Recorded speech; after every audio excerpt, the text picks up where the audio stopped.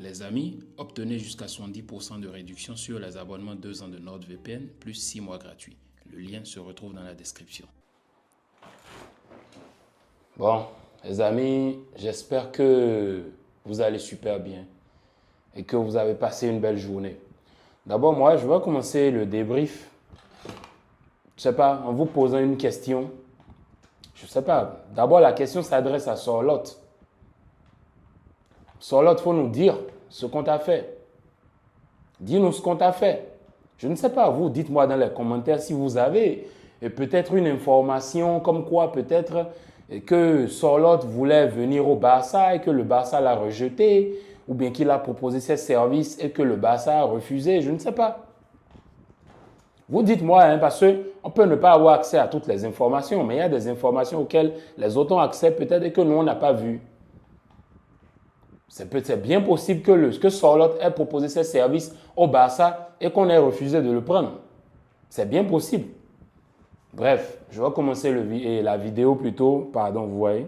Je vais commencer la vidéo, pardon, en félicitant Julian. Oui, quand ton adversaire fait quelque chose de bon, il faut le féliciter. Et Julian, aujourd'hui, il a été la clé, la pièce maîtresse, la clé de ce match pour cette équipe de l'Atlético Madrid. C'est incroyable. Pour ceux qui ont suivi tous les mouvements de Julian Alvarez du début du match jusqu'à la fin, savent que Julian a fatigué le Barça du début du match jusqu'à la fin du match. Même si Koubassi et Inigo ont été intraitables, ont été très bons dans le match, mais Koundé de l'autre côté, ce n'était pas ça. Koundé avec Julian, mais il a vécu une nuit cauchemardesque. Koundé en passant un match éclatasse aujourd'hui. Ce n'est pas possible de jouer comme ça et espérer gagner. Je suis désolé. Et comme je vous le dis d'habitude, les scores de 2-0 ou bien les scores quand tu mènes par 2 buts d'écart, c'est rien. Tu mènes par 2 buts d'écart, mais tu n'es pas à l'abri. La preuve, je vous ai toujours dit, encaisser 2 buts, c'est trop facile. En 5 minutes, si tu encaisses le premier, la probabilité pour que tu encaisses le deuxième, dans les 5 prochaines minutes, elle est grande. La probabilité, elle est forte. Qu'est-ce qui s'est passé? 50e seconde, le Barça encaisse. Le Barça qui fait une première mi-temps où il n'entre même pas. En fait, c'est incroyable. Le Barça commence le match et n'est même pas concentré. Ils ne sont pas du tout concentrés. 50e seconde, boum, but. 5e minute, boum, but. Voilà, le Barça encaisse 2 buts en 5 minutes. Après, qu'est-ce qui se passe quand le Barça aussi égalise? Ça se passe aussi en près de 5 minutes. Tac, tac, le Barça qui égalise et c'est fini. 2-2. En 20 minutes, on était à 2-2. Fin de la première mi-temps, but d'Inigo Martinez pour revenir à 3-2. Ok, il n'y a pas de souci. Le match se joue normal. Voilà, on déroule. Après, le Barça met un 4e but. 4-2. Et les gens se disaient, ok, ouais, le match il est résolu. Il n'y a pas de problème. Alors que non. Tu joues l'Atlético Madrid. Et l'Atlético Madrid, ce n'est pas une petite équipe. Et le problème, c'est que quand 2 grandes équipes comme ça se croisent, il y aura toujours d'espace. Il y aura toujours des espaces à exploiter. On répète la même chose. Ça aurait été un à la veste ou bien je ne sais quoi.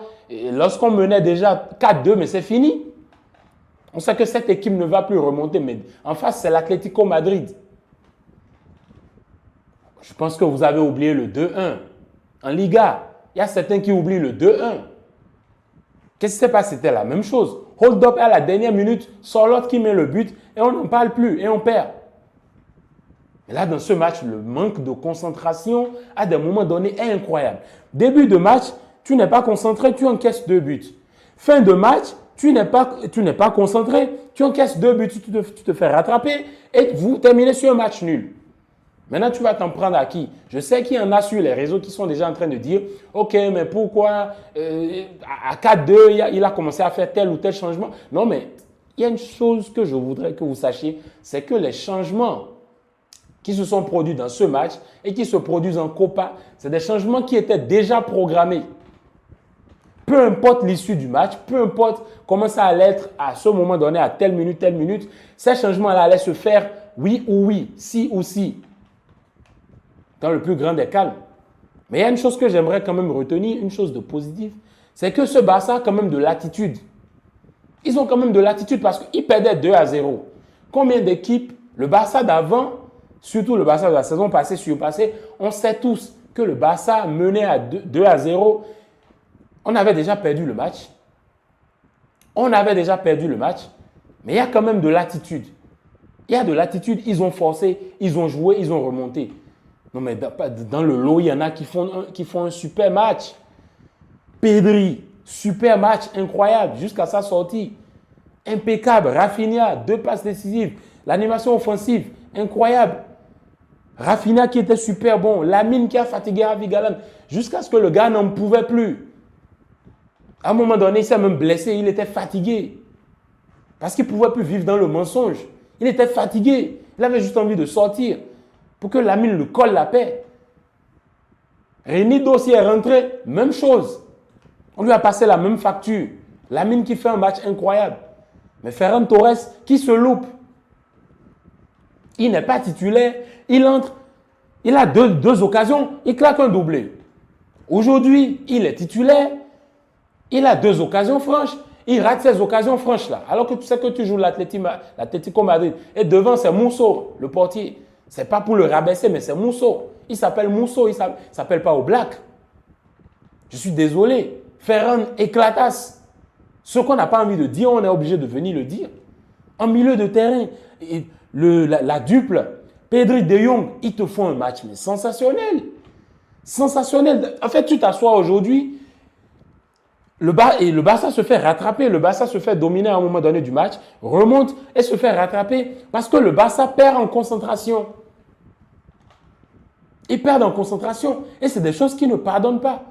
C'est des choses qu'on ne va pas toujours tous les jours pardonner.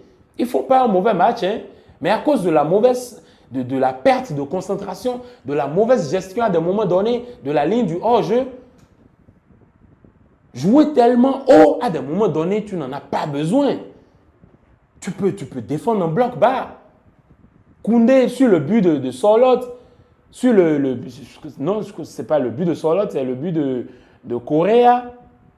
Le 3e but avant le but de la victoire, c'est Koundé qui va, il essaye de monter, il glisse, et puis voilà, la ligne du hors-jeu est rompue. Tu ne peux pas faire des choses comme ça dans des matchs comme ça, je suis désolé. Tu dois rester concentré. Koubassi qui fait un bon match, une bonne première mi-temps. Ils encaissent, mais il met son but à la Puyol. Ligne haute, il montait, il était dans l'autre moitié de terrain. Il allait, il était là, il se proposait, il faisait des passes, les transversales et tout. Inigo Martinez qui te fait un match de bandit, il te fait un super match. Balde aussi qui te fait un super match. Mais le problème, c'est que dans ce genre de match, ce sera toujours ouvert. Ce ne sera pas tout le temps serré. Et l'Atlético Madrid, ils l'ont su. Le Cholo Simeone aussi, il l'a su. La dernière fois quand j'en parlais, dans le débrief du match du Real, il y en a qui ne m'écoutaient peut-être pas. Vous avez vu à un moment donné du match, à la 60e minute, il passe à une défense à 3. Tac, tac, il voit que son équipe se fait bouger sur les ailes. Le Barça a des arrivées dans la surface de réparation. Il se dit, ah non, c'est chaud ici, il faut que je mette le Norman. Le Norman et Molina. Après, ils sont passés sur une ligne à 5. Parce qu'il a vu. C'est un coach aussi qui a une belle lecture de jeu. Je ne dis pas que sur cette bataille, dans ce match, sur la bataille tactique, que le Cholo Simeone remporte son match face à Hansi Flick. Non, parce que les deux sont de bons tacticiens. Mais le Cholo Simeone a su comprendre à des moments donnés clés du match que telle chose, il fallait enlever telle pièce, remettre telle pièce et telle pièce pour que, paf, on ait tel résultat. Et c'est ce qui s'est passé. Moi, ce match, mais ça m'énerve. Parce que le Barça fait un bon match. Offensivement, défensivement, ils te font un bon match. Mais c'est juste qu'ils perdent la concentration. Et on ne peut pas tolérer ça. On ne peut pas du tout tolérer ça. Tu te joues la Copa. Dans ce même mois de mars, tu vas croiser encore l'Atlético Madrid. Tu vas croiser le Benfica. En Coupe d'Europe, ce genre de perte de concentration, tu n'entres pas dans le match, tu ne rentres pas focus. Ça paye cash.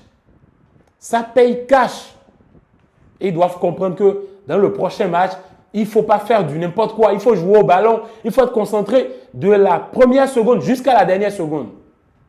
Et oui, c'est ça. C'est ça. Chesney aussi qui ne fait pas un mauvais match, mais sur certaines occasions, quand même quoi. Il faut faire un peu d'effort. Franchement, moi, ce match, c'est qu'au final, tu finis avec ce sentiment-là de dégoût, quoi. C'est pas possible. De toute façon, vous dites-moi dans les commentaires ce que vous avez pensé de ce match. 8 buts. 8 buts ont été marqués dans ce match.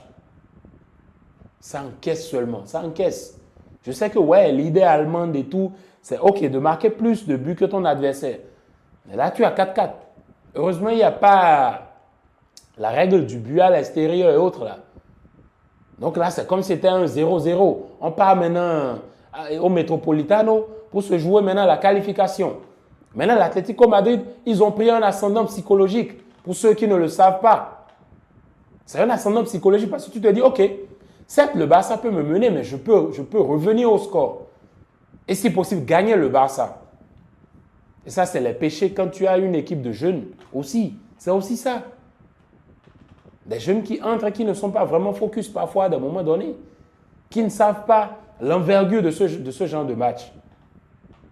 Parce que certes, c'est la Copa, mais tu n'es pas en train de croiser un Leganés. Tu croises l'Atlético Madrid.